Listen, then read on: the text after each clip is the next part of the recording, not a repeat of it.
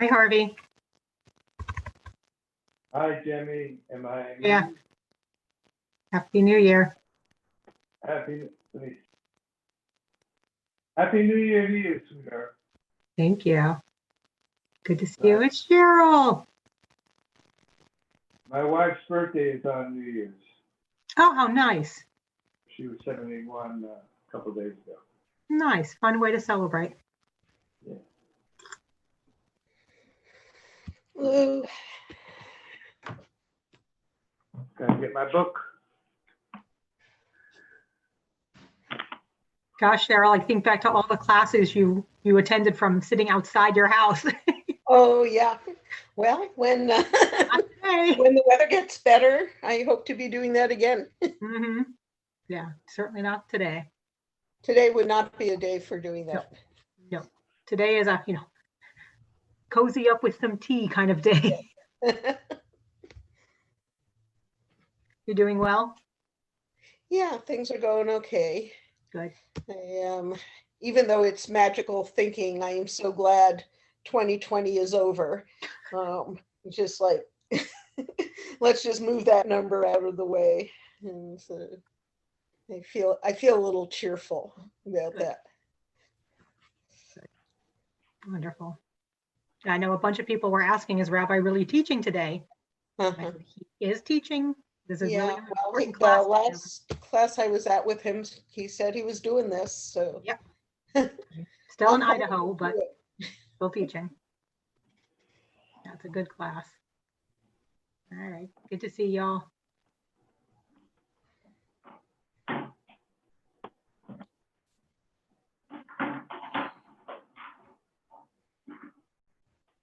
Hello, everyone.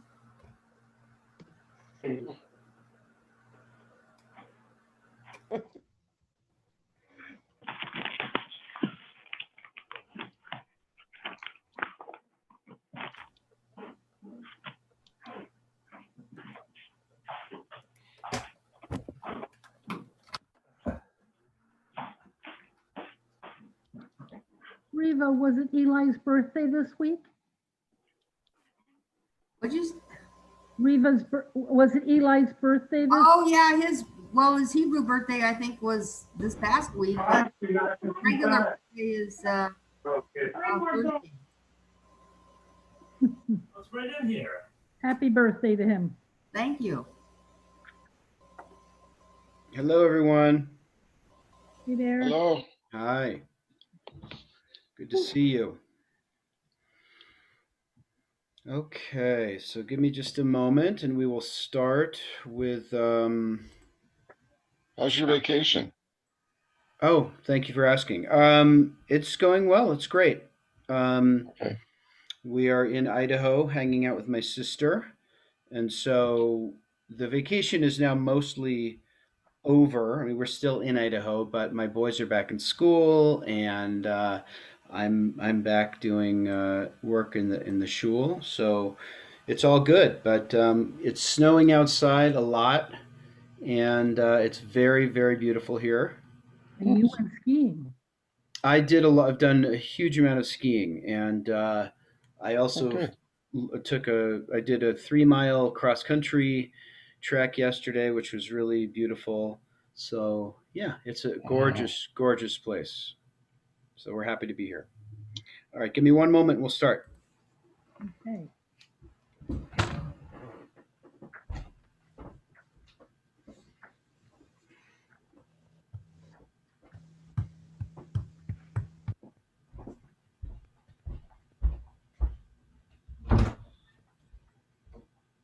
All right, I'm getting on there.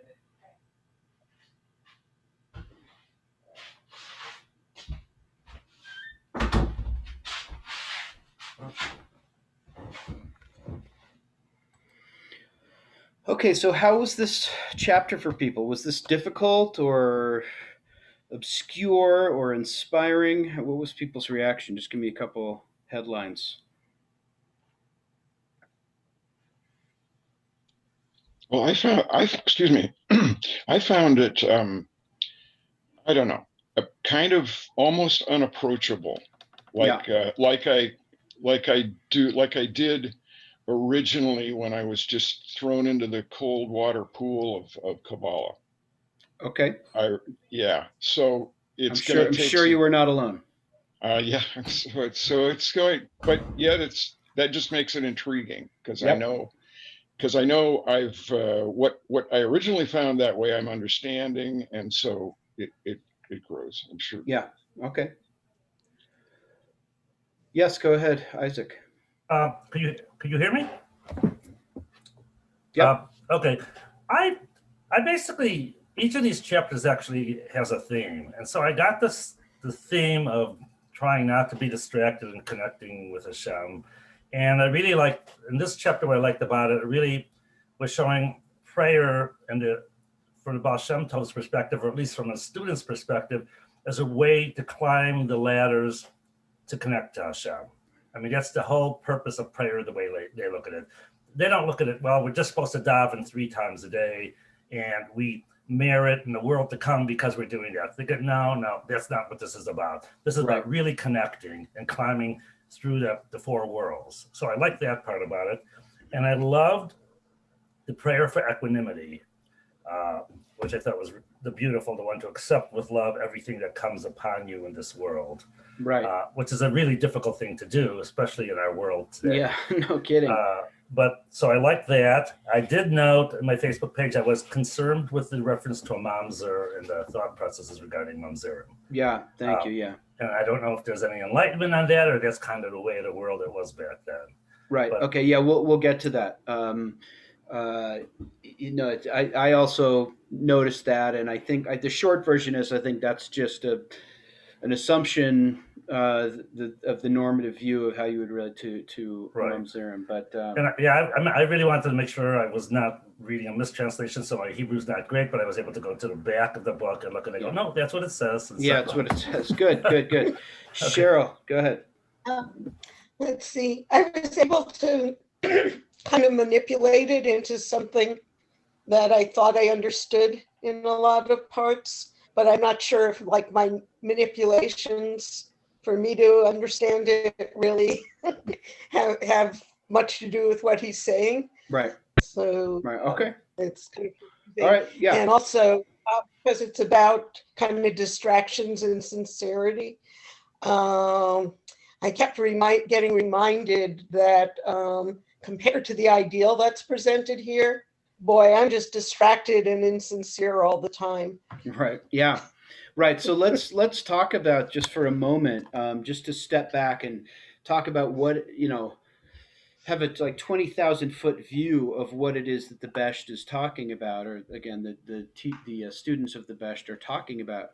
So we're talking about, in most cases, we're talking about formal Jewish prayer. We're talking about Shacharit, Mincha, and Ma'ariv. We're talking about the Psukei de Zimra. We're talking about the Shema Uverchoteha, the Shema and its blessings, and we're talking probably most often, although with a very notable and beautiful exception, when we were talking about the Shema this time. But usually when the rabbis talk about tefillah, they talk about the Amidah. Okay, so we're not, at least in this chapter, we're not talking about spiritual we're not primarily talking about spiritual consciousness in general. And clearly the Baal Shem Tov does have things to say about spiritual consciousness outside of the realm of prayer, right? Because he said in earlier chapters that even mundane speech, when you go to the market and you're talking with another person about the price of dates or whatever, like that is speech that can be elevated because the whole world is contained in words. But in this chapter and some of the other chapters we've read, he's talking specifically about tefillah in the technical sense. And just to pick up on the point you just made, Cheryl, I'm belaboring this because most of us don't think. Well, maybe this isn't true. I think for many people, for most Yidden, for most Jews, it is very difficult to relate to prayer on the level that the Baal Shem Tov is talking about. right? We've got so many. There's for example, I've shared with people in talking about other in learning with the learning about Rabbi Nachman, for example, or others. We've talked about the fact that spiritual life is not limited to formal prayer, and that, for example, with Rabbi Nachman, there's the hitbodedut, the practice of meaningful prayerful solitude, in which you just go out and spontaneously offer your prayers to God, walking in the woods or in some other place of isolation. And I think many people can relate to that. But when we then get to the level of, I'm going to take this highly structured set of prayers whose origins are obscure to me, and which are often on topics that are obscure to me, whose words in English I have trouble relating to, then we're going to put them into Hebrew. And now that I've done that, I'm now going to try to, have this be a vehicle for my gaining full consciousness, or allowing my ego to disappear in the one, and have a, kind of have that ultimate experience of cleaving to Hashem. It's a really tall order. But and I, for at this moment, I don't want to talk too much about the individual experience of prayer, but just to note that the assumption of all of this is that tefillah, as we do at Shachrit, Mincha, and Mariv, can be a source for the highest kind of cleaving, for kind of annihilating our own ego consciousness and dissolving it into the one. That is what we're talking about here.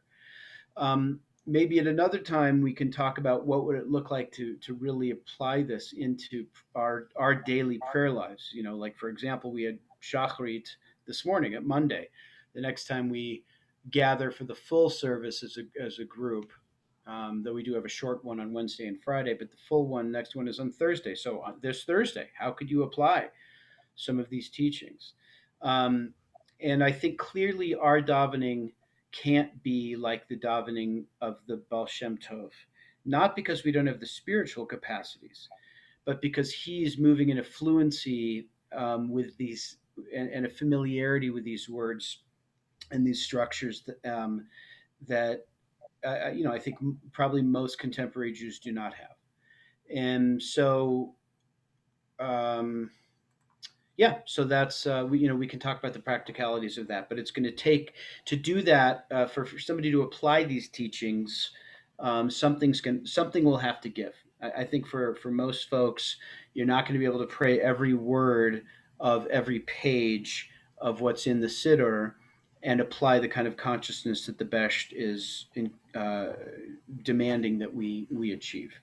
And that's okay. That's okay, because one can start somewhere and then move to deeper parts of the Siddur. But so Cheryl, I think most people share your perspective in the self-evaluation that if you use the Besht as a standard, probably most of us are swimming in a sea of machshavot zarot, of foreign thoughts, or what does he call them, intruding thoughts? I forgot how they're translated, and distraction as our norm. And by the way, and this will be my last little statement before we dive in.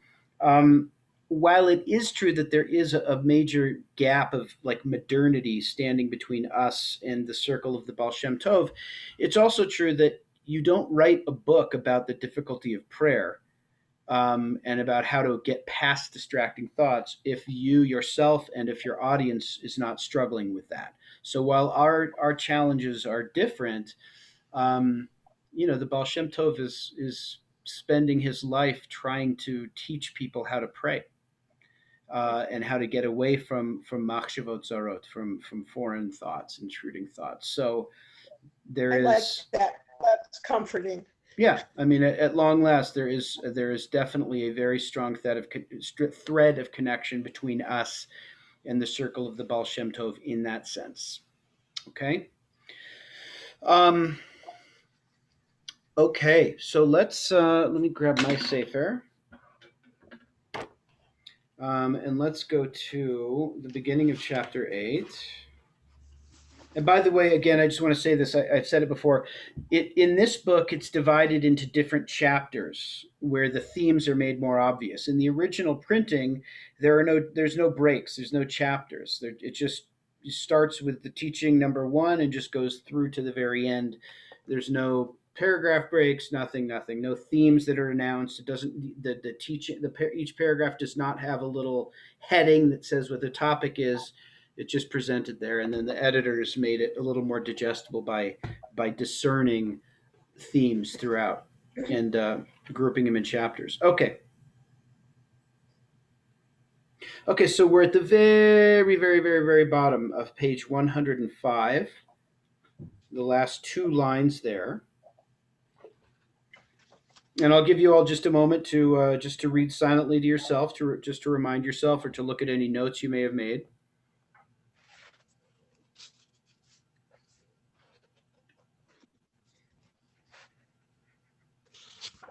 Bottom of 105, top of 106. We're on chapter 9, because my chapter 9 starts on page 153. Hold on.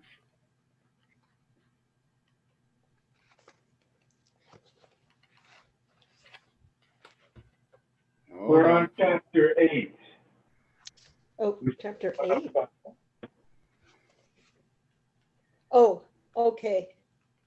Okay. Never mind. What did people read for today? Well, at first you said chapter 9. Right. Then when we decided we were going to just go ahead and read, then you said chapter 8. So Raise your hand. Raise your hand if you read chapter 8. Okay. All right. Okay. Well, it sounds like there was some confusion in the last class, so I apologize. We're on chapter 8. It'll be worth your while nonetheless. Okay.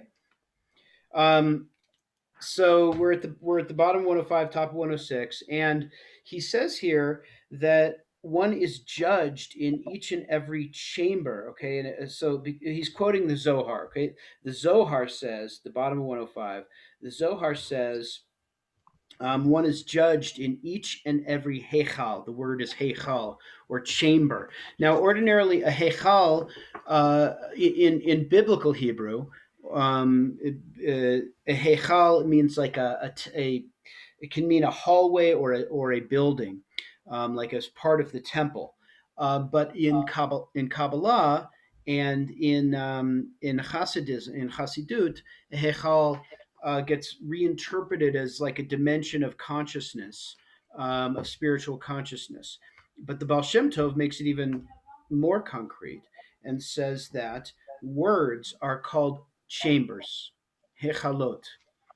And by the way, there's a whole strata of Jewish mysticism called hechalot literature. The early strains of mysticism deal with the hechalot, the chambers. But the Baal Shem Tov says a word is a chamber. So when we talk about the different chambers that one passes through in order to come close to Hashem, the words themselves are the chambers. That is the structure that we pass through, within which what they translate as intelligent awareness, and in the Hebrew it's just sechel. So you've probably heard the word sechel thrown around. Sometimes it's used as like common sense, but in Hasidic literature, sechel means kind of a higher level of conscious awareness. So when we pray, we're trying to move through these divine chambers of consciousness. But then he says, I'm on 106, second to last line of the paragraph, when a person is not fit, she or he, which is an indulgence of the translator. It's in Hebrew. It doesn't have she, but certainly it's appropriate. She or he is banished, and they throw the person a distracting thought. Doesn't say who they is, but like the larger cosmic forces. And then one is outside. So let me ask you, outside of what? When he says outside, what outside of what? Do you think, what could that mean? You're outside the concentration of prayer. Right. Right. You're outside the realm of the purely divine. On the pshat level of the teaching, you're outside of the chamber. Right. You're like you've been kicked out of the building, so to speak. And what I want to focus on here is the I I think often we are uncomfortable with the language of judgment. So when it says that one is judged in each and every chamber, I want you to keep in mind. I'm going to mute some folks here because I'm getting an echo, so my apologies. I want you to keep in mind when you see the language of judgment, and this will become amplified later in the chapter, that um, that judgment is connected to Deen, right? Deen really is the word for judgment. And in Kabbalah, Deen is one of the operating forces that allows the world to be in harmony, right? Deen is the delineation of boundaries, um, and uh, and and it is also the line of judgment between a person who's doing the right thing and a person who's doing the wrong thing, right? And even down to the level of a human court making a judgment. This person robbed a store, and therefore they're liable to to serve this punishment or to pay back the store owner. That's all judgment, but Deen as a cosmic force is essential to the existence of the physical world. So I want us, when you see that it says one is judged in each and every chamber, try to get away from our like contemporary anxiety, which says like, nobody can judge me. I heard some, it's interesting. I heard somebody, my wife was in an argument with somebody about vaccinations, and this person said at the end of the argument, "You do you, and I'll do me." Right. So we have the sense of like, that kind of consciousness is not going to help us get anywhere as a society, but whatever. We have the sense like no one can judge me, and I don't like being judged. Right. It's a icky feeling. You have to kind of throw out that way of thinking about it and realize that there's something about the judgment that is essential to the proper functioning of the physical world, right? Because delineation of physical boundaries, spiritual boundaries, and also of the proper functioning of morality in a moral society. So when you see that word judgment, bear that in mind, and that's going to become very important later in the chapter in a very, very beautiful way. Isaac. A slight twist on this. So Lenny and then Isaac. Sorry, go ahead, Lenny and then Isaac. I hope I didn't cut anybody off. It's all good. It says here, it's a little bit different, and it says, it's not that you're outside because you have foreign or distracting thoughts. You're outside because you're not worthy to be inside of prayer. This is kind of hinting at that. It says because you're thrown out. It's not like you're, you know what I mean? It's like there's a pre-existing condition required for being able to be concentrated in prayer. Which is what? Which is what? What's the pre-existing condition? Well, I don't know if I'm the one to answer that, but that you live your life in that concentrated manner. You can't come in from a wild life and then expect to pray. You'll be thrown out. To me, that's what it's saying. Yeah, no, no, don't shut up. I think that's actually, this is a really good question, because what I think it's not, that's why I was pressing on this, because I think what it's not saying is, what I'm about to say is consonant with what you were saying. It's not saying, if you weren't keeping kosher or you lied to someone, then you're not going to be able to pray, right? The judgment is in and of itself the inability to concentrate and to bring kavanah. Now, as a footnote, the Baal Shem Tov might say, well, if you can't keep kosher, you can't eat in a way with consciousness, why do you think you're going to be able to pray with consciousness? But that's a separate matter. My point is, this is not a punishment for being naughty boy. This is about the judgment is a result of the fact that you have not been able to dissolve your consciousness through prayer. But because I'm hung up on that, and I think that's a great explanation. Okay. Or relieving explanation. Yeah, we'll get to that, because he's going to have a lot more to say about what to do in a situation of distracted prayer. Isaac. So kind of like Lenny, when I'm reading this, the one thing that's interesting about it, it's not like if you're praying and you become distracted, a buzzer is going to go off or a warning sign is going off because you're distracted and you're out. Because you're not out, you're there, but it's more like the writing is to warn people to be cognizant and to be careful, opposed to like there's going to be this punishment involved. Absolutely. Absolutely. That's right. The judgment is the separation, right? The judgment is the judgment is the experience of being outside. It's not like, later on in the day, you're going to get, mugged because because of your behavior during prayer. The experience of being distracted, the experience of not being able to cleave to God, the experience of not being able to have kavanah in prayer is both the judgment and the experience of the judgment itself. Okay, but okay, so now I want to kind of very quickly go to the next teaching, number 83. And I'll just give you a moment to read this, and then we'll try to answer some of those. We'll get to the Peshat, and then we'll try to go to the next level. Just read back over it.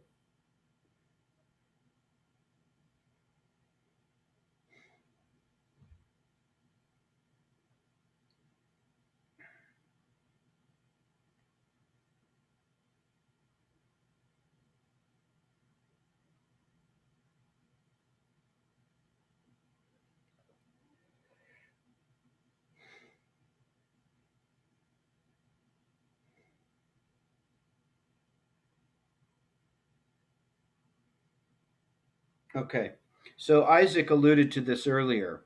First of all, this is not the time to go into the halachic details of what a mamzer is. The English word bastard doesn't really is not really the proper translation, but the Hebrew word is a mamzer, and a mamzer is the result of a non-kosher union. It doesn't necessarily mean bastard in the way that I don't even know if people use that word anymore, but in English. But in any event, it doesn't have necessarily the same stigma as bastard. It has a different stigma. But my point for now is they're not really coterminous. I'm not sure if I used that word right, but anyway. So what I really want to point out here is, first of all, when it says the hall of the king. I'd have to look it up, but I think this is probably the same. It's probably the same word that we were using for hechal above, for chamber. Let me just check it out really quickly. What number is this? 83. I did not take a note on this. 1 second. It's not that important. I just want to see. Yeah, mehechal hamelach, from the chamber of the king. So it's a little bit sloppy when they go from using they translate the same Hebrew word in two distinct ways. It's very confusing. But the word they're now translating in number 83 as hall is the same Hebrew word as they translated as chamber in the previous teaching. But in any event, so what happens when you have a stray thought? Well, first of all, what is a stray thought? So somebody give me an example of a stray thought in prayer.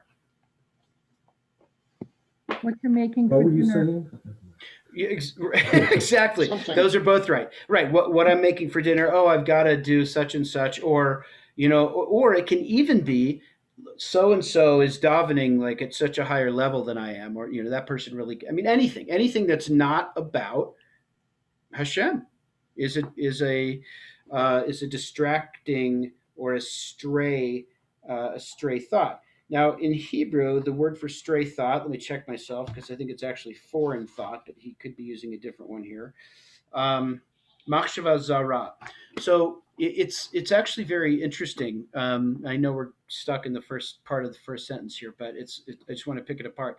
So stray thought is a totally reasonable, good translation.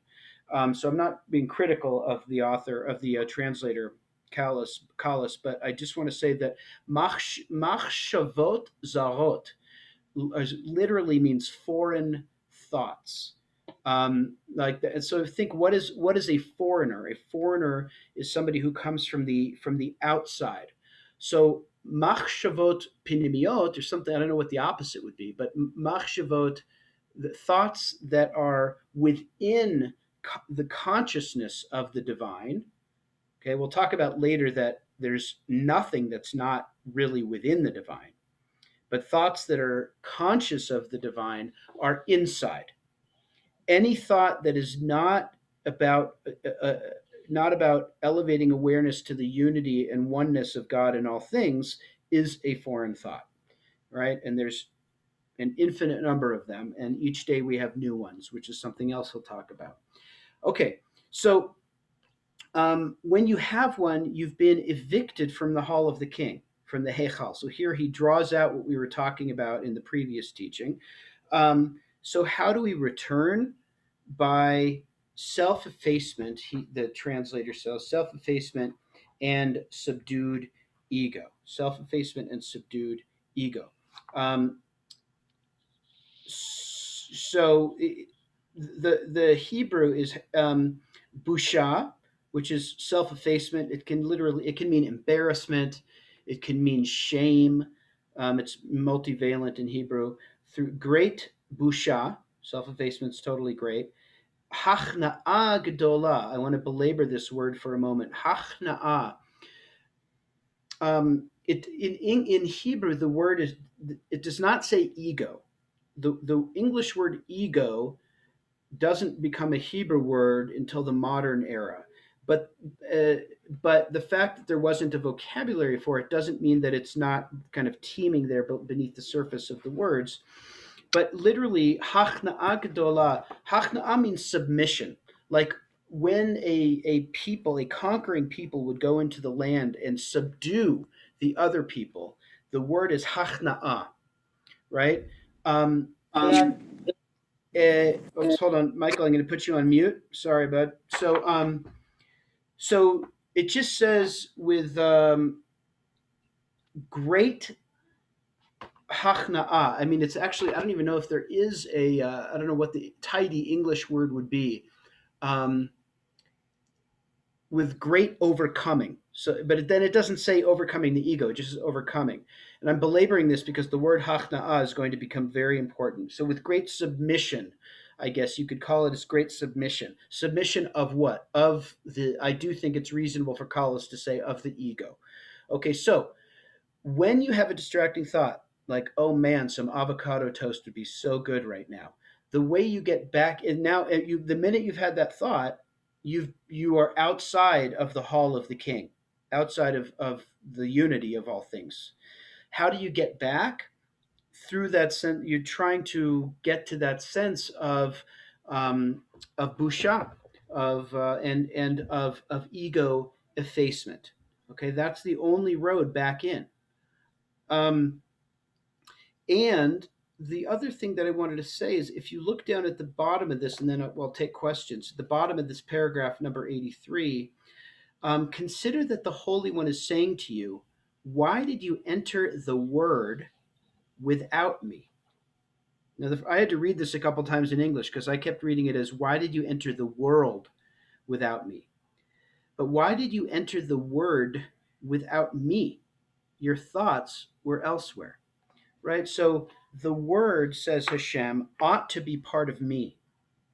But when you take these words, you're praying the V'ahavta, or you're praying the Amidah, and you you say, Yotzer or uvrei choshech, right? God who fashions light and creates darkness. But as you're saying that, you're actually saying avocado toast for my hungry tummy. What you're doing is you're creating your own reality that is separate from the reality of God, right? That is, you're creating a world that is attuned, or that is the product of your own ego and your own yearnings. In this case, your hunger or desire to taste something yummy. And when you do that, you're creating a separation. You're creating a world that is, so to speak, that is separate from God.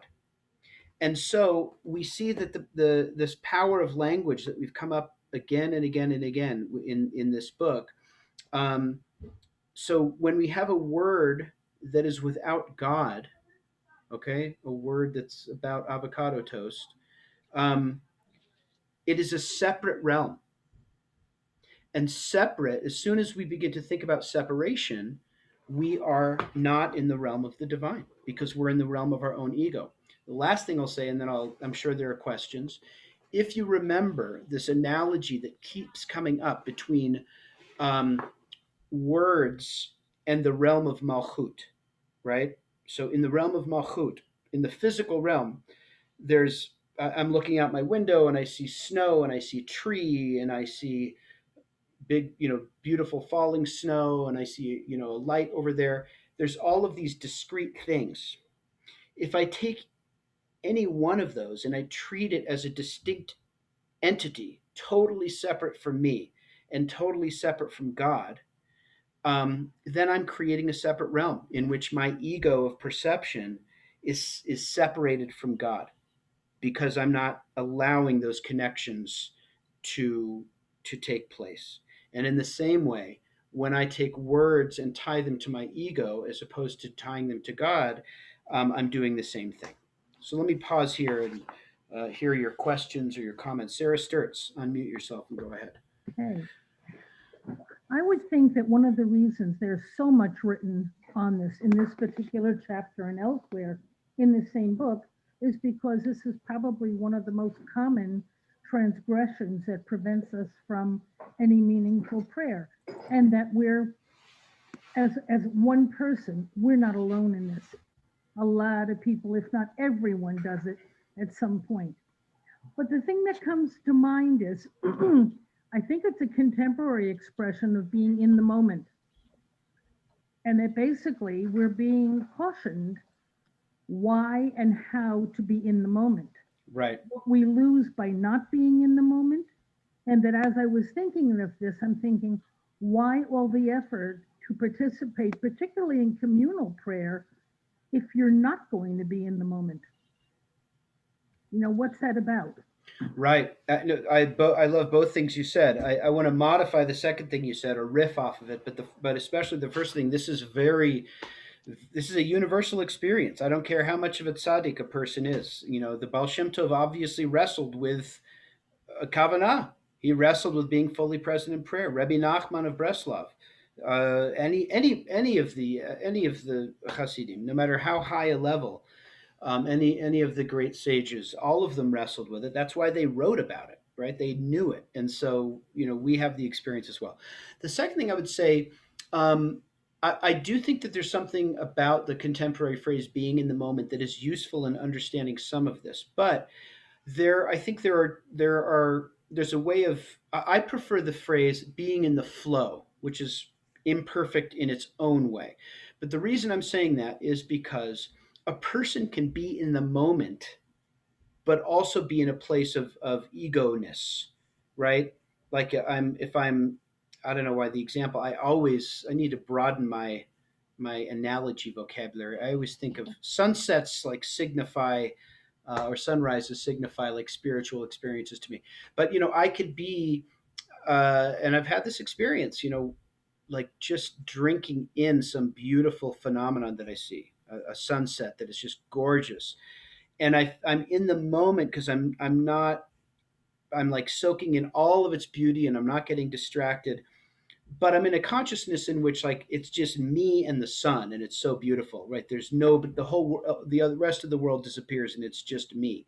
That's being in the moment, but I don't think that the Baal Shem Tov would say that's necessarily kosher consciousness, because you have to be in the moment, but also be in like kind of the divine flow where you get yourself out of the way. So I just wanted to add that little modifier to what you said. And before you move on to the next question, those are usually the moments when I feel closest to God. That's right. Exactly. That's right. You have the sense. Those moments can be filled with a sense of yirah, of great awe or fear, even because you have the sense of your own diminishment. If you're not focused on the self and you suddenly are like, whoa, this world is about so much more than me, and I suddenly was just able to get that for just a brief taste of it because I connected to something much larger. Other questions or comments about the anything, Mickey? Um, I think we have, at least for me, we can decide that we're going to have the proper kavanah and pray and think of the divine and what you're supposed to do, but we only have a limited amount of control of our own thoughts because our thoughts are always coming in and out and in and out and in and out. So I think to make that decision is and stick to it is difficult. But I also think, and I think that there is a value to distracted prayer, to having distractions, what's for dinner, but doing the Shema. I think there is some value to that. And a couple of pages on, I know he gave this example of distracted thinking, and he gave an example of visiting a king or whatever.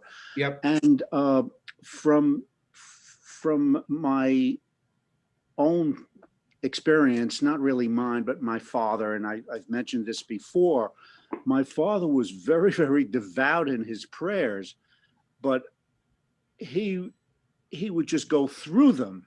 I don't Right. think he had, but I also think the sum total of that was more than the individual parts. It did make his prayers very spiritual in a way that we're not talking about right now. Yeah, no, I think that's important. I think what you said is just really, really important. That there is another way of looking at tefillah that does not necessarily square with Hasidic or Kabbalistic consciousness, but that is still part of a beautiful, magnificent, rich, full, pious, deeply Jewish life. Absolutely. In which, as you put it beautifully, any individual prayer experience is not the sum of the whole thing, right? But the Baal Shem Tov is talking about a different thing. And by the way, he is going to talk about the value of, like, the ultimate value of distracting thoughts. He thinks that distracting thoughts have incredible cosmic value, but only if handled in a particular way. So we will talk about. But let me hear, Mickey, why do you think distracting thoughts are valuable?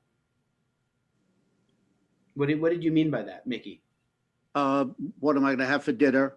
What am I going to do?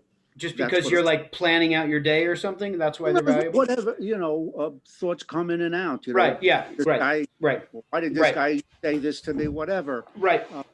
I think those of us who have practiced meditation are very aware of that thoughts come in and out and in and out, and you really can't control it too much. Right. It's true. But I do think, though, that part of the reason, and I haven't really studied this, so I want to be careful with it, but part of the reason that for the Hasidim, the study of Gemara, where you might think that the study of Talmud would have become less important for the Hasidic rabbis, but in fact, the opposite is true. But they continue to really emphasize the importance of Gemara study, and I think that one of the like the most obvious reason is because the Gemara is the foundation of the oral Torah, right? And we have to learn from our sages and all of the rest. But I think that built into that is the hard work of disciplining your mind and to control your thoughts. And that was one of the spiritual disciplines that was part of a larger spiritual practice. And it wasn't just in the realm of Gemara. There is chanting, meditation. There are other ways that the rabbis tried to limit what we know in contemporary parlance as monkey mind. I grant that ultimately whether any human being can perfectly control their thoughts, I don't know. But I think the Baal Shem Tov would have said, look, there's work to be done if you feel like you can't control your thoughts at all.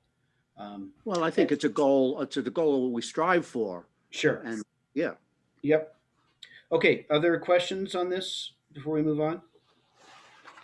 Okay. So I want to jump forward. We're not going to treat everything in this chapter. because we wouldn't be able to. So I wanted to go to number 86 because it's such a great famous teaching from Hillel, and just give you a minute to read over it just to remind yourself.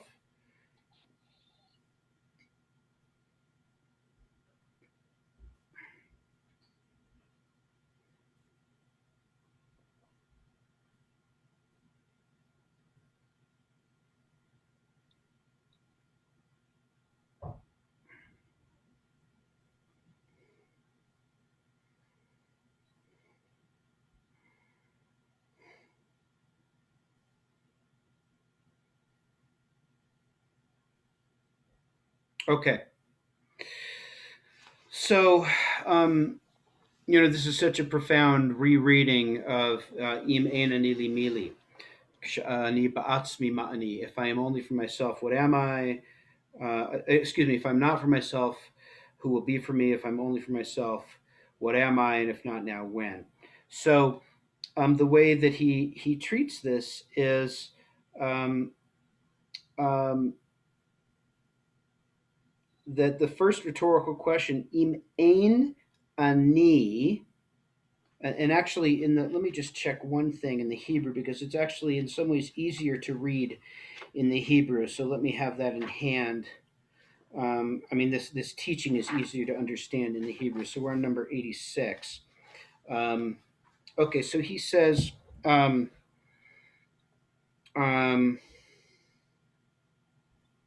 okay, so im ein ani li mili.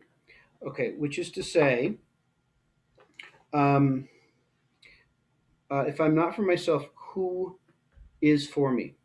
That is, if I arrive at the state that I do not know or feel myself, okay? So when you say ein ani li, which literally in the Hebrew could mean something like there is no self to me. Okay, so you got it. That's why I'm trying to do this in the Hebrew because in English it's a little less clear. So the phrase if I am not for myself in Hebrew could be rendered if there is no ani, if there's no self for me or to me. In other words, if I am not myself to me. In other words, if myself dissolves, okay?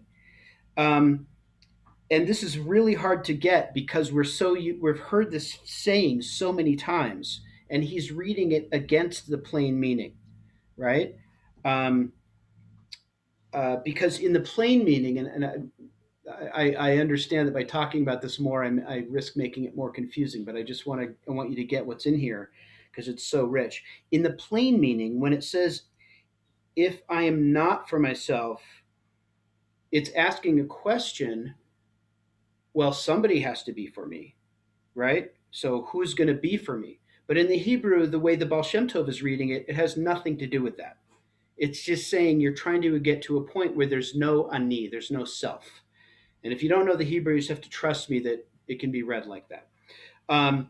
So when you arrive at the point where there's no knowledge of yourself, no awareness of yourself, then you don't have to worry about stray thoughts because you can't have a stray thought if there's no you, right?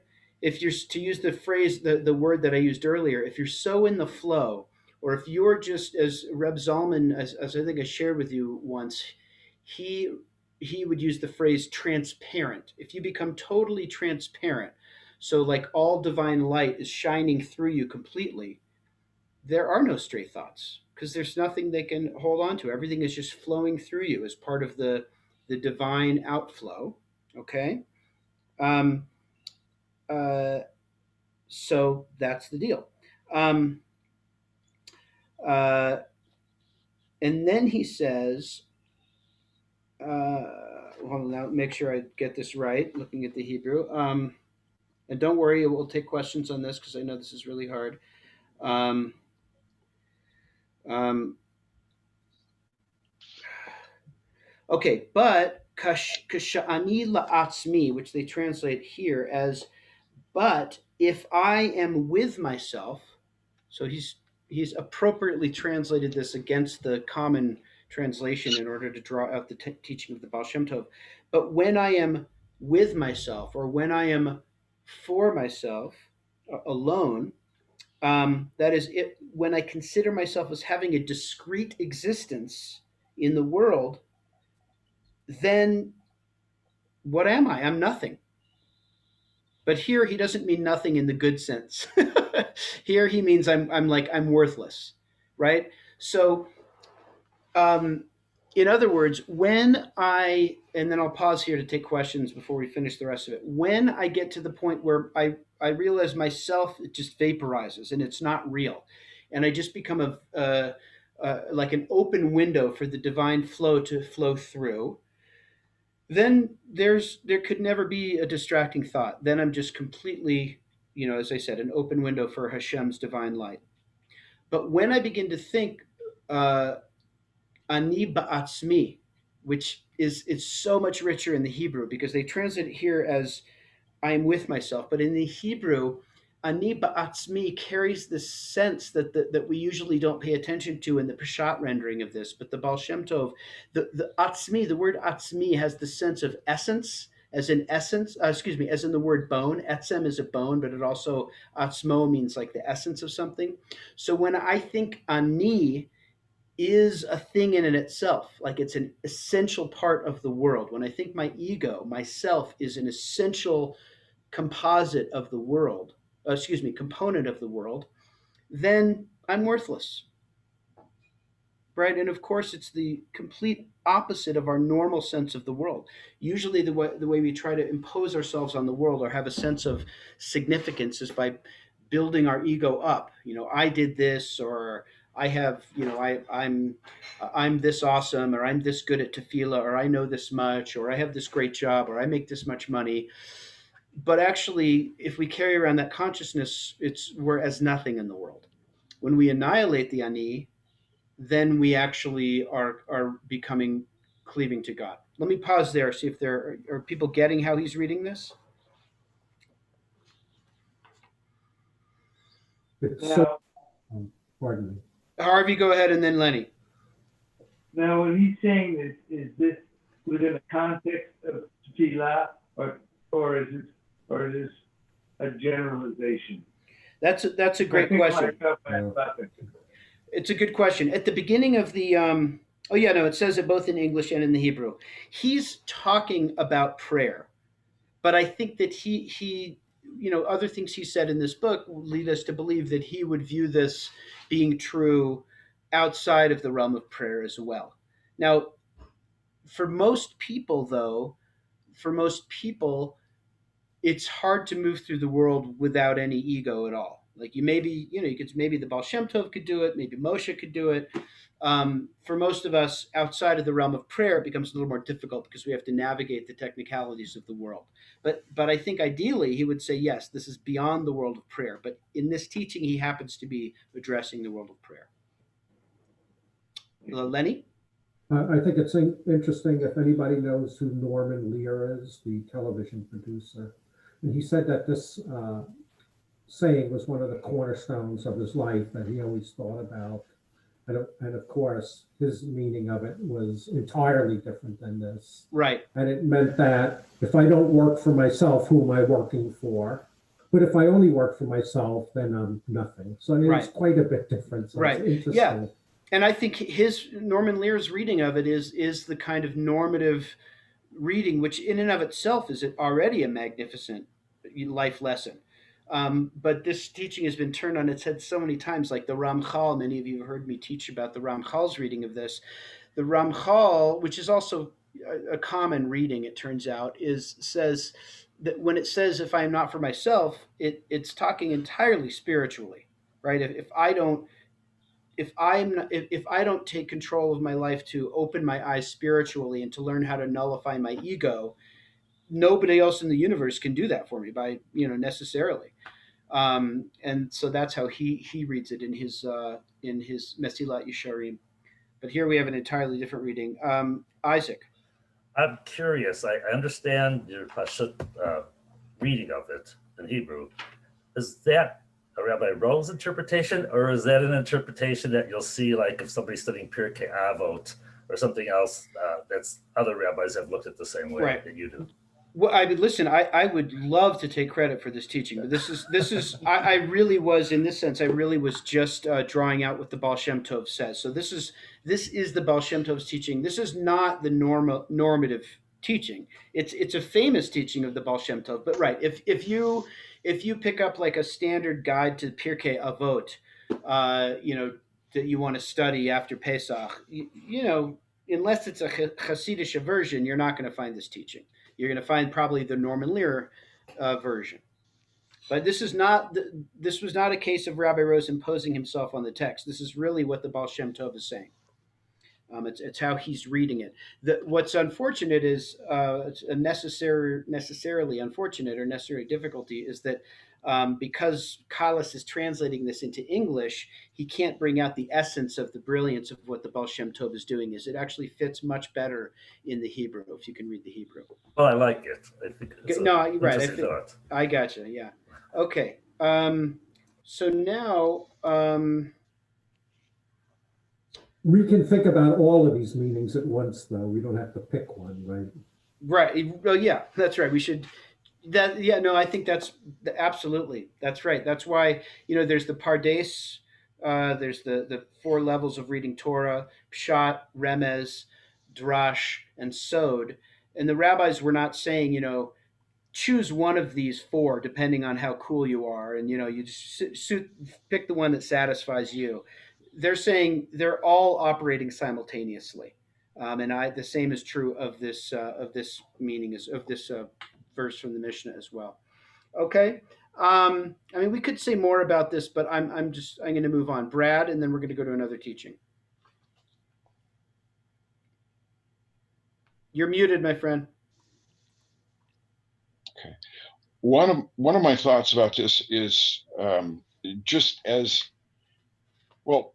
Part of sanity, I think, for most people is to be under the illusion that we're far more the center of this world than we really are.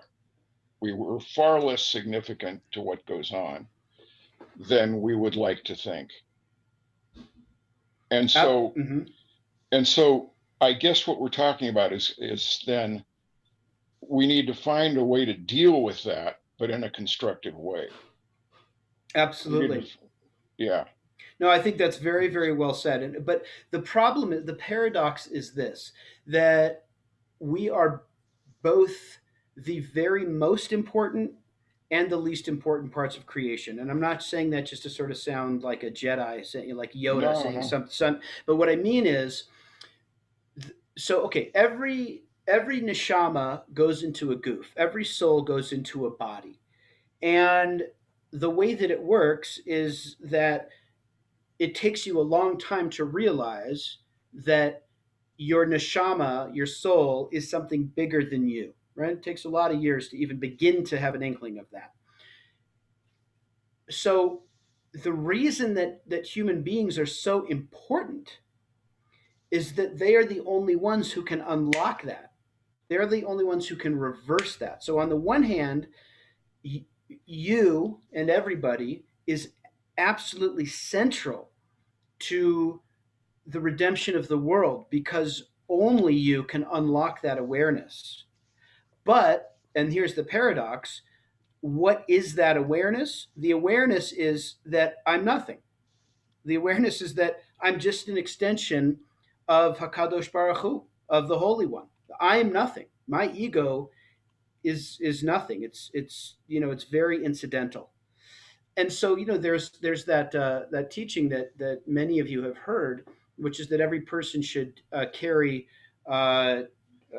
two teachings in one pocket.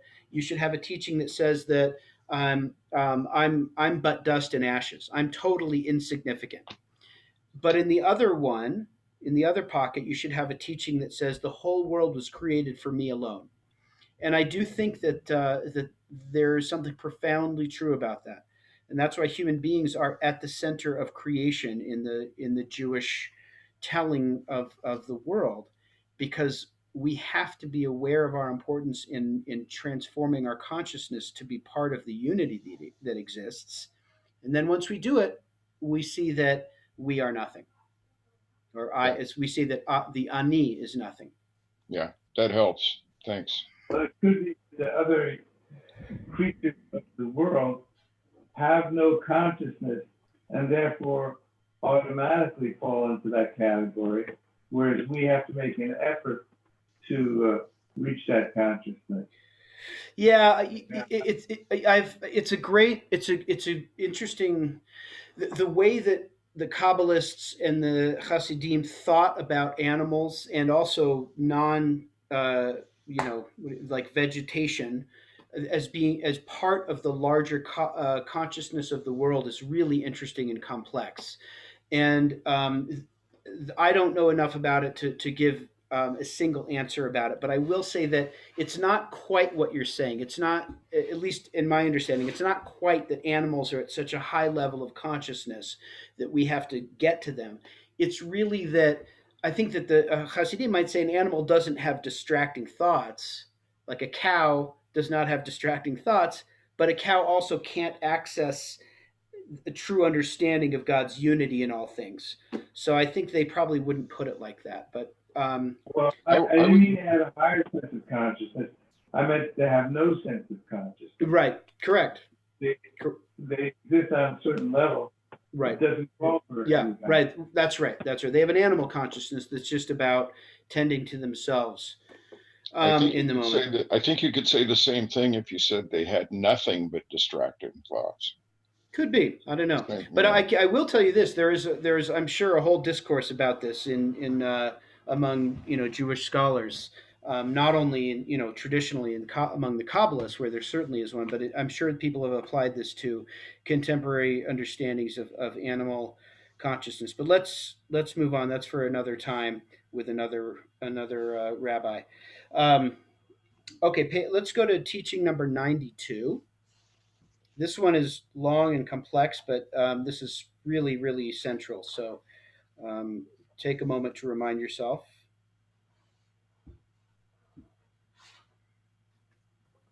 Could you tell me what page again that is? Oh, sorry. Teaching 92 on page 110. Page Thank you. 110.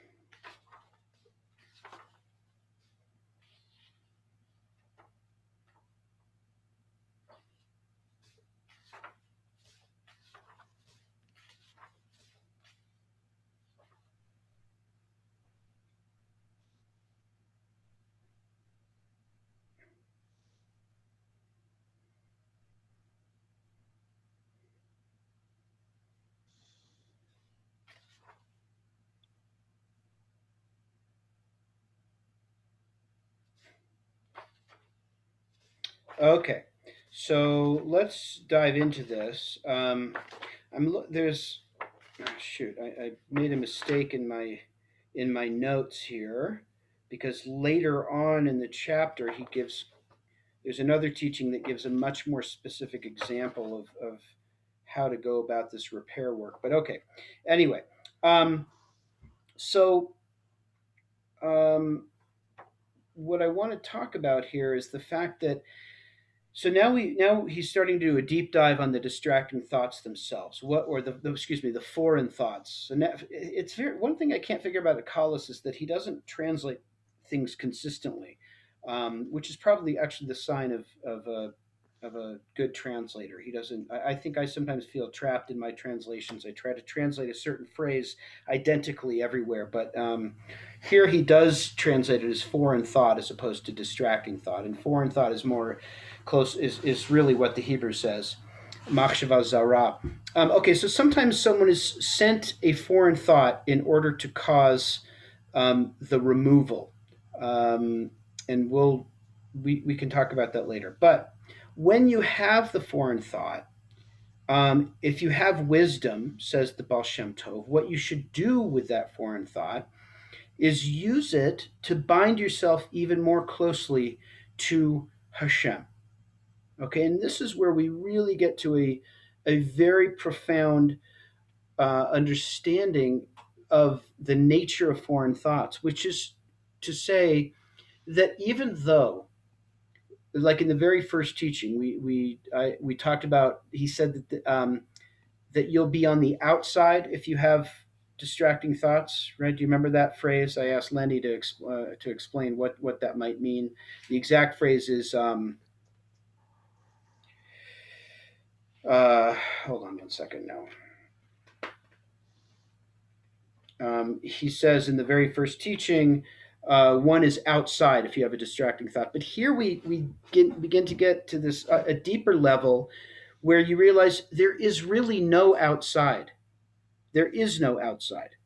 If you know what to do with a distracting thought, you will see that the distracting thought itself is really also a gateway to coming close to God. And the reason for that is if we understand God's oneness in the way that the Kabbalists and the Hasidim do, God's singularity not meaning there's only one God who controls all things, but rather the Hasidic sense, the Kabbalistic sense, that there is only God, then you realize that there can't really be anything outside of the divine realm. No matter what thought you have, it has a root in the divine. There's nothing that you can think of or that has ever been thought of. There's nothing that has ever been or ever will be that is not part of God's oneness. Okay? And this is a very paradoxical and very, very confusing idea because it doesn't mean that no matter what is good, okay? Right? If a state of injustice or human suffering or an act of cruel violence, we don't say of that, well, it's just as God wanted. So the world still has to be rectified, but all of the things that need to be rectified are themselves of God. Okay? There's nothing outside the divine realm, and this teaching gets to that. Okay? So, why is this? He says, I'm in the middle of the first paragraph of teaching 92 on 110. This is because the letters are the limbs of the divine presence, but they fell into the obscuring shells due to the cosmic breaking of the vessels. If you've never heard the phrase breaking of the vessels, just don't worry about it for now. The upshot is when you have a distracting thought, he's imagining that thought being constructed of letters. Okay, so we use the somewhat funny example, but also O2 real example of avocado toast or earlier. So when we experience during prayer a longing for avocado toast, we're probably not really. I mean, I guess a neurologist could tell us about this, or a neuroscientist. I don't think most of us are seeing the words avocado toast in front of us. We're just feeling a yearning, and our saliva glands start working. But he's saying that thought, because it arrives to you as a thought, it's composed of letters. So whether literally or figuratively, this is actually very important in the thought of the Baal Shem Tov, that it's composed of letters. So, and every letter is part of the divine, right? God made the universe out of letters. If you remember this from early on, the whole world is constructed through the Hebrew alphabet. And so, if it came to you, if let me think of a better example. Okay, this is if I had more time, I could probably be, we could come up with something much richer than this. But here's something for real. So, and this actually happened the other day. Okay, the other day I'm leading davening in the apartment where I'm facing. This is on Shabbos, and when and I'm in this room. When I face east, I'm facing the bed, and of course, my dog Ethel, she wants to get on the bed. So she comes into the room and there's a dog on my bed. And now I'm thinking dog. Well, the letters of dog, and of course, the Baal Shem Tov would be thinking in Hebrew, but dog, of course, can be arranged to be God. And I know that sounds funny, but that's really what he means here. He says that the letters that construct the thought avocado toast, the letters themselves are rooted in the divine. And they just happen to come down into the world in a way that got broken and messed up. So even though we're thinking about avocado toast itself has the components of part of God's unity. You understand that? Right? It's a little hard to jump between silly examples and these deep thoughts, but that really is what he means. And so if you remember that the essential component parts of your yearning for avocado toast is something much deeper. So now let's get a little more real. So that yearning that you have for satisfaction, we might say, and here this is me riffing on the Baal Shem Tov. So this is not in the teaching itself.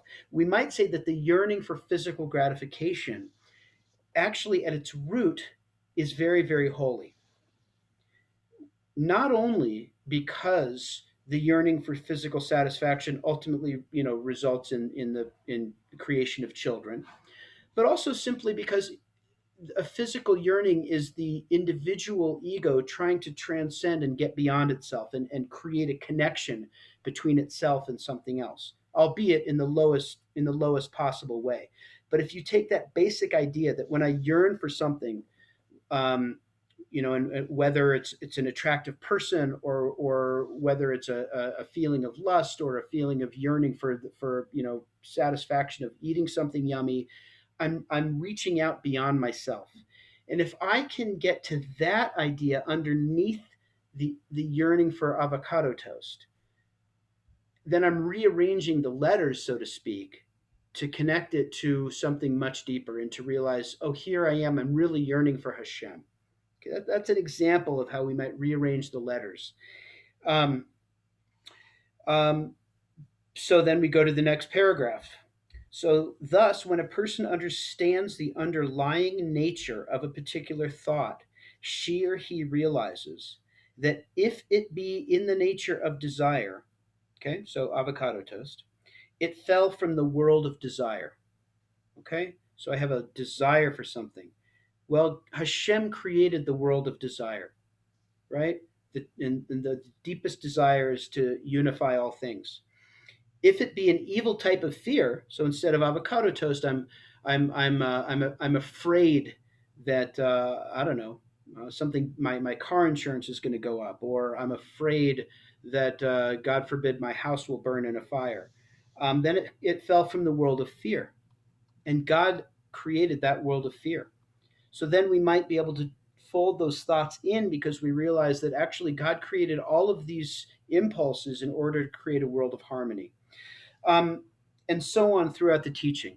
So what's incredible about this is that I'd love to hear a I don't know, a Lacanian or a Freudian go at this, because he's talking about in a sense like a subconscious of the subconscious meaning of things. Like there's the meaning of the impulse itself, and then there's the underlying meaning. But of course, for him, the underlying meaning is not a product of the individual ego. It's a product of the world of the divine. So let me pause there because that was incredibly obscure, and I fear that I've been talking to myself like a madman for 5 minutes. Questions, comments? Okay. Well, Cheryl, go ahead. Cheryl and then Lenny. Let's see. It's the thought that there really is that the idea of a distracting thought is really an illusion because it's all God. Right. I kind of find that very helpful. It's kind of like, as I'm going distractedly through my day, if I can remember, this is part of God too. Right. There's a little comfort to that. Absolutely, absolutely right. Because in a sense, it means Yeah, that- you're never disconnected from God. There's that source there. Yeah. And I was also thinking, I have no idea if this is what Baal Shem Tov intended, but I do go through my day as much as I can remember, trying to connect whatever my mundane things are that I'm doing all day to God. So even if as I were making my avocado toast in the morning, I would think, oh, avocado comes from God, and Right. God made this avocado, so I would feel desire and pleasure, and really it's God feeling pleasure. Right. So it's kind of like, how do you connect the obvious world? Right. That seems like a distraction. To the deeper, yeah, God. yeah. And so the Baal Shem, I know that you were confused by when I said to my assignment last time we met, and so you didn't read chapter 8, but he actually does give some examples of what that looks like, what it looks like to elevate the thoughts, right? And you just gave a beautiful example of how one might do it to root it to its divine origins. But that's exactly right. There is no thought that is really truly not at all connected to the divine. So the question is, how do you get to the root of the letter? How do you get to the root of the thought? And how do you get to the essence of the thing that you're thinking about, so that you can connect it to the divine again, and perceive its connection to the divinity, right? Okay, Lenny, were you going to say something? I think Cheryl already said it, except I'll say this is a huge inspiration, something really to achieve, to really understand your balance in the world, or your balance with yourself. Right, right, absolutely, absolutely. And the other thing that I want to say, and he's going to get a little more, I guess, specific about this in the next teaching we're going to look at. It's that once you have that perspective, and this is where this chapter is just so perplexing but beautiful, you realize that foreign thoughts or distracting thoughts are not the enemy. They are there to be elevated, right? And if we extend that out beyond language, there's nothing in the world that is ultimately to be scared of and to be dreaded. It's just things in the world that are waiting to be transformed into the holy, right? And so if we turn to page 124,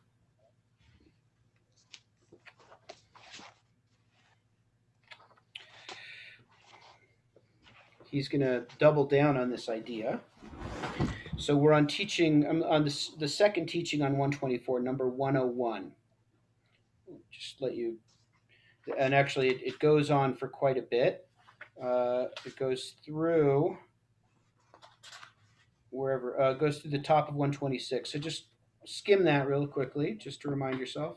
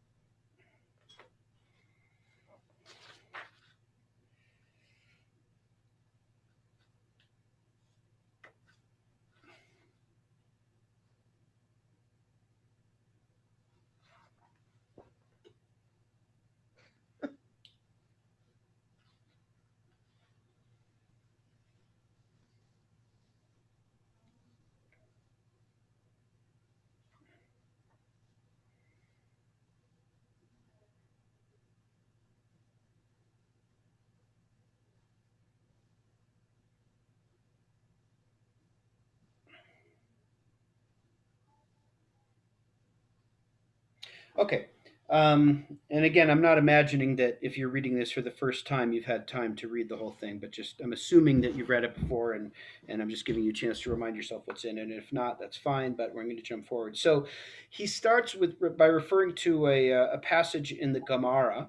In which Rav Zaira says, anyone who says Shema Shema, that is, anyone who repeats the Shema, or the word Shema, is to be silenced. So he's not just talking about arbitrarily anybody who repeats any word. He's talking about if you're in tefillah and you're saying the Shema and you start it and then you start over again.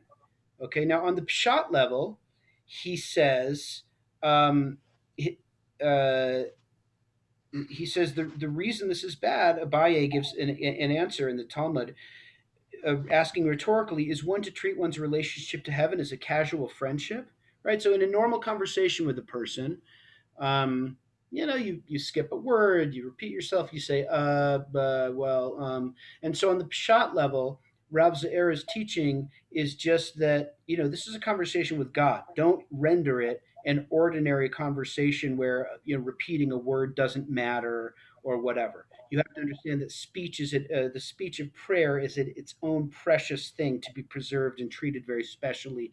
Every word matters. That's the pshat meaning of the Gemara. But the Baal Shem Tov has a totally different meaning, which is he's imagining the person says Shema, and actually he's here picking up on the Talmudic discussion. The person says Shema once because they didn't have, and they say it a second time because they didn't have Kavanah the first time. Okay? So for the Baal Shem Tov, the problem is that the person didn't realize that even though they said Shema with a distracted thought, that those distracted thoughts are still valuable, that they're still rooted to the divine. Um, so look at the last paragraph on 124. Cheryl, will you read that for me? I'm looking at you and you happen to have your mute off. So read that where it says therefore.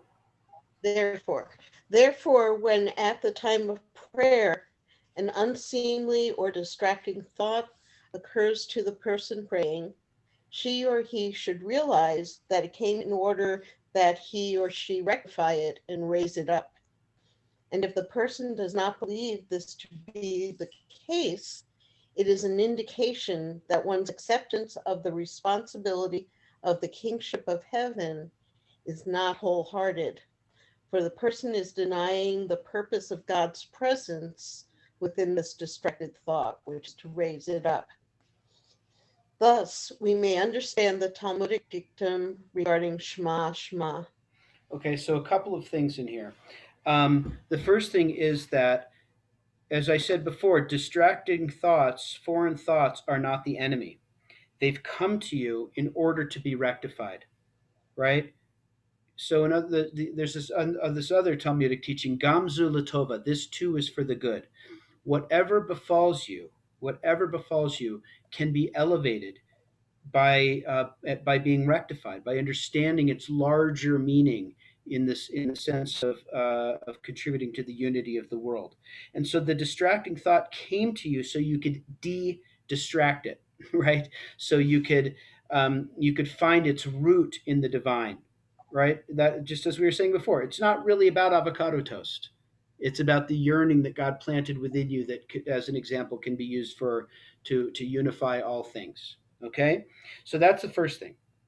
And if you don't see that, if you get freaked out by your distracting thoughts, and you think you have to, damn it, I've got to say the Shema again, and you view the distracting thoughts as an enemy, then it indicates that one's acceptance of the responsibility of the kingship of heaven is not wholehearted. Where does that come from? Well, in classical Judaism, in the Talmud, the Shema, the purpose the Shema serves, is an affirmation of the kingship of heaven, right? So there's a little bit of a halachic link here. So according to the Talmud, that is why we say the Shema, to affirm the kingship of heaven. And so if you're freaked out by your distracting thoughts when you're trying to say the Shema, it's because you're not really taking seriously the idea that you are affirming the kingship of heaven. That is, that there's nothing that heaven does not rule, even the distracting thoughts. Okay? And anyway, yeah. So that's the essence That's the essence of the teaching. And he says on the next page, if the individual were to spelling out this idea, if the individual were to believe that the divine presence was there too, that is, if you were to understand that even in the distracted thought was the divine presence, then you wouldn't have repeated the word. You wouldn't be worried about it. You'd say, oh, even when I said Shema and I was distracted, God was actually in that as well. And having that awareness is already beginning to rectify the distraction, right? Um, uh, and then the last paragraph, which we're not going to bother with here, he actually says, but it turns out there are bad distracting thoughts, but I don't want to confuse it. You can explore that in more depth on 126 if you want. Okay, I think I have time for one more teaching. And I guess the one that I want to, there's so much goodness in this whole thing. I just can't stand not getting to everything, but so be it. There is a core concept that you'll hear elsewhere that I want to get to. And actually, we have to turn back because we skipped it. Let me find it. Okay. Go to page 113, if you would. Teaching 95 on page 113.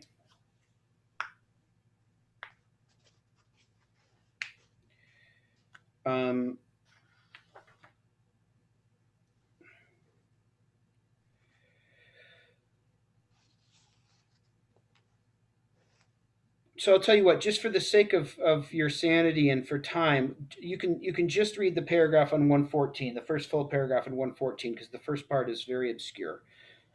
Whatever you like.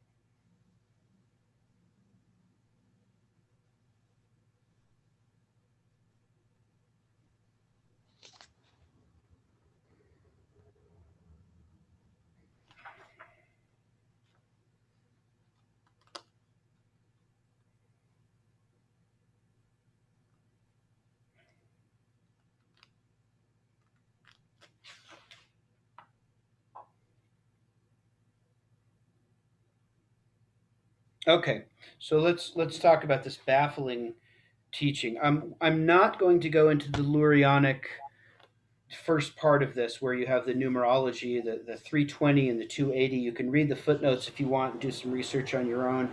It is totally fascinating and beautiful, but it's a little bit beyond our scope for today. But what he's talking about is developing the proper consciousness to cleave to Hashem. And he says at the bottom of 113, we may understand this within the context of the Lurianic, that is Isaac Luria, Zohar commentary, that when we read the letter Aleph, where we read that the letter Aleph is the expression of Pele, which means transcendent wonder. And the reasons for this is because Aleph, the first letter of the Hebrew alphabet, the letters of Aleph can also spell Pele backwards. Okay? So Pele means is being associated, Aleph is being associated with transcendent wonder. Okay? Which is to say, like what the Baal Shem Tov means by this is the transcendent wonder of the divine energy coming into creation. Okay? And then there's this Lurianic idea that he doesn't justify here, he just lays it on you. The energy of the Aleph becomes enclosed, becomes enrobed in the letter Bet and the letter Gimel and the letter Dalet. Okay, so if you were just talking about the alphabet, this wouldn't make any sense. Like, what the heck does it mean that Aleph is in Bet? Or what does it mean that A is in B and A is in B and C and D? But remember that a letter is not just a letter, right? A letter is a building block of the created universe. And if Aleph represents the wonder of the divine presence in the created world, then therefore that divine wonder is concealed in every letter and therefore the entire created world. You with me so far? So when he says that the Aleph is in every letter of the alphabet, it's a different way. It's a different way of saying that the wonder of divine creation or the divine presence in the world is to be found in each and everything within that world. Okay. Um, okay. So now I'm going to just read this line for line on 114. When one and explain it line for line. When one takes to heart the implication of this with reference to the exile of the divine presence, that it is a spark of the Shekhinah engarmented, that's a very unattractive word, enrobed, I would say, in the unseemly filth of the obscurations. Okay, pause there. Let's take this apart. Okay, so the Shekhinah is in exile. God's presence is in exile. Why is that? Because the warmth of God's presence is scattered throughout the world because we're not aware of it. We're trapped in ego. We're trapped in cruelty. We're trapped in division and acrimony, and therefore that's like the Shekhinah being in exile. And so the Shekhinah is enrobed in the filth of the obscuration. So the word klipot, a klipa, is a shell or a husk. And this is a very, very, very common standard part of Lurianic Kabbalah that the Baal Shem Tov is assuming that you know. So if you think of a fruit with a husk or a nut with that has a shell, right? The shell is not the thing you're after. Inside of the shell is the nutrients and the goodness and the deliciousness. In the same way, my physical being as a discrete physical entity is not my ultimate meaning. This is a klipa, and my entire ego, my consciousness as myself as a separate being, is a shell or a husk. The beautiful part of me and of you and all of us is actually the divine light that I carry within me. Okay, you with me? So the Shekhinah, the God's divine presence, is within this shell and within all of us, but it's not in unity because we're not aware of it. Okay. And once you have that, once you have this awareness that within you and within all discrete things is the divine presence, this realization will arouse one to become exceedingly atremble. It'll overwhelm you with a sense of awe that in fact the whole world as you see it is an illusion, and its deep truth is that there's only the divine presence within it. And thereby, he interprets the psalm now symbolically, all workers of iniquity will depart.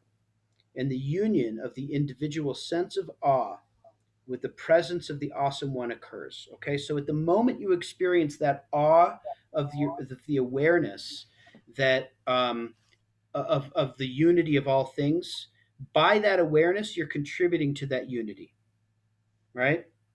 You see the unity out there, and you begin to perceive yourself as part of it. And he says, in doing this, you liberate the Shekhinah from exile or from captivity, because you're allowing the divine presence to become aware of itself as being unified in all things. This above mentioned process is what constitutes the subduing, the hachna'ah, subduing of the ego. Remember, we talked about that earlier in the lesson. Hachna'ah is the subduing of the ego. So if I diminish my ego, it's like I'm lifting up the divine presence, because the divine is within me. But as long as I'm emphasizing ego, the divine presence is hidden. When I become aware that my own ego is actually just a shell, then I begin to liberate the Shekhinah from her captivity. And that's called hachna'ah, subduing the ego. And then what happens is a process of distinguishing. So we have subduing, and then I go through a process of distinguishing, where I begin to remove obscurations or klipot. And I begin to have this tool to understand, well, if my ego is only a vehicle for the divine, and the more I'm filled with ego, the less present the divine is, then so too I can begin to look into the world for the divine and begin to separate husk from fruit in all things that I see. And when you come at me in anger, or you accuse me of something, or maybe you come to me in desperate friendship, I'm not perceiving you as an impingement on my consciousness. I'm seeing the divine within you reaching out to me.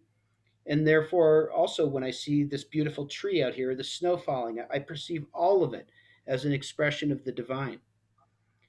Then I'm beginning to make distinctions. So the first step is ego subduing, and then distinguishing by applying that same consciousness to the rest of the world. And then what he calls sweetening. And sweetening, we've already talked about a little bit, because you could say that by the process of elevating foreign thoughts, you're sweetening things that seem to be negative, and you're raising them to your root. And in Kabbalah, that's called a sweetening, the sweetening of the judgments, or a sweetening of any specific entity in the world that initially seems like a problem or a negative. We have the ability to sweeten that by finding its source in the divine and connecting it to the unity of all things. And I'm belaboring this last teaching and going through it far too quickly, because I wanted just to convey this teaching that comes up from the Baal Shem Tov a lot, that this threefold process is essential to the redemption of the world. We could talk about it more next time. It's the Hachna'ah, or subduing, the Havdalah, which is the making a distinction between the shell and the fruit, and then the Hamtaka, the sweetening, which is even in those so-called negative things, finding their root in the one above. So that threefold process, the Baal Shem Tov will refer to again and again. So much more to be said about this chapter, but that's all we have time for today. Next time we will read. Cheryl is such a good student that she's already read the assignment for next time, not even knowing. So for next time, we're going to read chapter 9. And I'll see you in a couple of weeks. And, by the way, you can always email me with questions. I know I rushed through a lot on this last teaching in particular. You can always email me with questions, and I'll do my best to respond or post them on the Facebook page. I have not been on Facebook for a couple of weeks, but I am tuning back in today. So I'll look at the Gates of Light Facebook page and see if there are questions. Okay? Rabbi, since you're going to go back on the Facebook page, I would find it helpful if each time we had a class, you post on the Facebook page, what's the next thing we're reading? Great. That's a good idea. Okay, everybody. Thanks so Gotcha. much. Take care. Bye. Thank you.